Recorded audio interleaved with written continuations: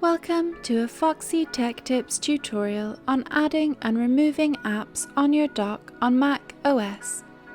This will work on both iMacs and MacBooks.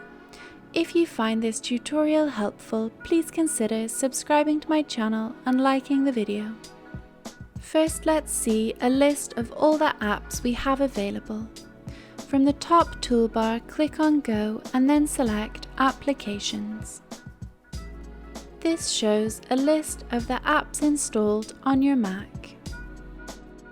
To add an app to your dock, simply do a long click and drag it down to the position you want to add it to in the dock, and then let go of the click.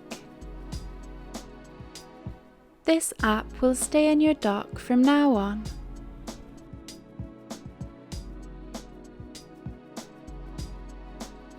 You can remove apps from the dock in the same fashion.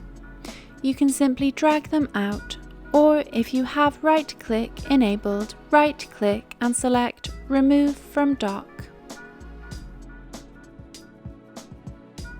And that draws an end to this tutorial. Please like the video if you found it helpful, and subscribe to Foxy Tech Tips for more Mac tips and tricks.